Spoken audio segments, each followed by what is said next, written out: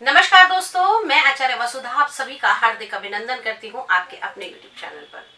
दोस्तों, आज के वीडियो में हम बात करने वाले हैं कि आने वाला अप्रैल का महीना, जी हाँ, साल 2025 नया संवत्सर और नया फाइनेंशियल ईयर कैसा रहेगा। इस नए फाइनेंशियल ईयर का ये पहला महीना आज हम बात करेंगे कन्या राशि वाले जातकों के बारे में। सबसे पहले शुरुआत करते हैं आपकी हेल्थ से।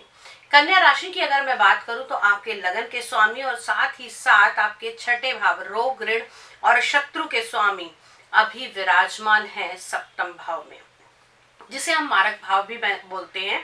तो यहाँ हेल्थ से जुड़ी हुई समस्याएं आ सकती हैं।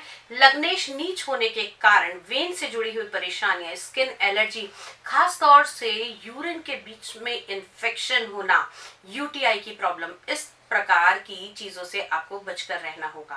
अब बात करते हैं आपके इन्वेस्टमेंट्स के बारे में। कुंडली के दूसरे भाव से इसका निर्णय करते हैं और इसके स्वामी उच्च होकर सप्तम भाव में बैठे हैं, यानी कि जो भी इन्वेस्टमेंट करेंगे और अगर वो इन्वेस्टमेंट पार्टनरशिप में है तो आपके लिए बहुत ही फ्लरिश होगा, आपको बहुत ही अच्छे रिजल्ट मिलेंगे। साथ ही साथ परिवार की दृष्टि से भी ये माह आपके लिए बहुत ही शुभ रहने वाला है। परिवार में मान सम्मान तो बढ़ता हुआ दिखाई देगा, साथ ही साथ पैतृक संपत्ति में भी इजाफा होता हुआ दिखाई देगा। अब बात करते हैं आप लोगों के सुख भाव की। कुंडली के चतुर्थ भाव से इसका निर्णय करते हैं। यहाँ से हम मकान, वाहन, माता इत्यादि के सभी सुखों की गणना करते हैं।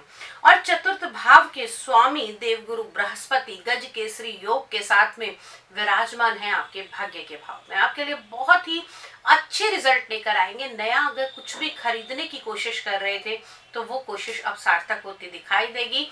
जहां जो चीज 10 रुपए की मिल रही थी आपके भाग्य के बलबूते पर, अब वो चीज आपको 8 रुपए में मिल सकती है। साथ ही साथ अगर कुछ बड़ा इन्वेस्टमेंट करने की सोच रहे हैं या जनता से जुड़कर कोई सोशल मीडिया का काम करते हैं तो भी ये महीना आपके लिए अच्छे रिजल्ट्स लेकर आएगा, अच्छे व्यूज लेकर आएगा और साथ ही साथ आपकी ख्याति को बढ़ाता हुआ दिखाई देगा।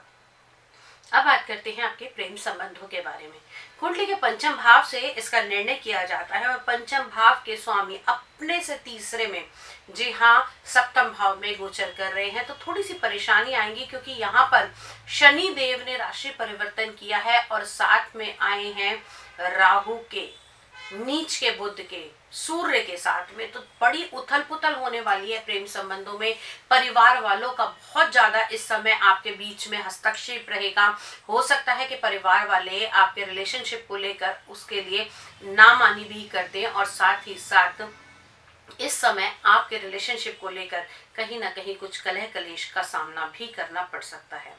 अब बात कर लेते हैं आपके संतान भाव की। तो देखिए दोस्तों, पंचम भाव से ही हम संतान का निर्णय करते हैं, तो संतान को लेकर भी थोड़ी सी समस्याएं और थोड़ी सी चिंताएं इस माह में बढ़ सकती हैं।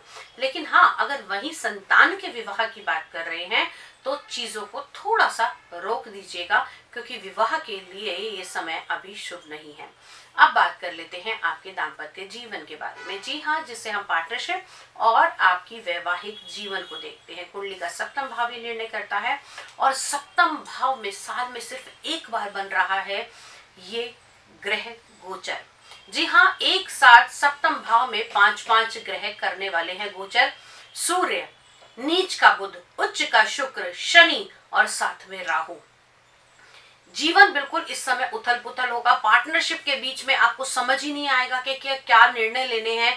एक दूसरे के ऊपर शक करना, एक दूसरे से आर्ग्यूमेंट, ऐसी परिस्थितियां होंगी क्योंकि जब भी कोई ग्रह इकट्ठे बहुत कम दूरी पर आते हैं तो वो ग्रह युद्ध में शामिल होते हैं और यहाँ पर भी वही कुछ देखने को मिलेगा। लेकिन 13 अप्रैल को जैसे ही सूर्य देव का होगा राशि परिवर्तन और आएंगे आपकी कुंडली के अष्टम भाव में। हालांकि सूर्य और चंद्रमा को यहाँ पर ग्रहण नहीं लगता, लेकिन अष्टम भाव में यहाँ पर सूर्य उच्च के होंगे। अपनी ख्याति आपकी बनती हुई दिखाई देगी। बॉस के साथ में आपके संबंधों को आपका थोड़ा संभालना होगा और फादर की हेल्थ को भी थोड़ा ध्यान में रखकर चलेंगे तो ज्यादा बेटर रहेगा। अब बात कर लेते हैं आपके बिजनेस, आपके प्रोफेशन, आपके व्यवसाय और आपकी जॉब के बारे में। कुंडली के 10वें भाव से इसका निर्णय करते हैं, जिसके स्वामी अभी नीच के चल रहे हैं 7वें भाव में, तो थोड़ा समझदारी से काम लेना होगा। जॉब में किसी भी प्रकार की लापरवाही, खास तौर से उन लोगों के लिए जो किसी टेक्सटाइल बिजनेस का काम करते हैं या अपनी जॉब कर रहे हैं या जो किसी प्रकार की सीए या सीएस का काम करते हैं, तो पेपर वर्क का ध्यान रखना है, कैलकुलेशन पे बहुत ज्यादा ध्यान रख के चलिएगा।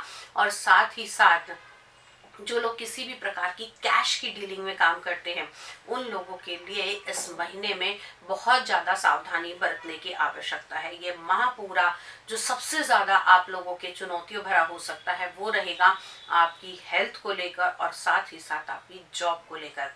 तो घबराइए मत, इससे बचने के भी उपाय हैं। इसके लिए आप अपने लग्नेश यानी कि बुध देवता के उपाय कर सकते हैं। घर से निकलते समय गणपति जी की आराधना कीजिए, साथ ही साथ किसी भी मंदिर के ऊपर लाल और पीले रंग की झंडियों को लगवाइए। उसके अलावा विष्णु सहस्त्र नाम का पाठ सुनते हैं या करते हैं तो बहुत ही लाभकारी रहेगा। वीडियो अगर अच्छा लगा हो तो आगे फॉरवर्ड कीजिए। अगले वीडियो में आपसे फिर मुलाकात होगी। व्यक्तिगत रूप से जुड़ने के लिए हमारी वेबसाइट पे हमसे कांटेक्ट कर सकते हैं, हमारे नंबर्स अवेलेबल हैं।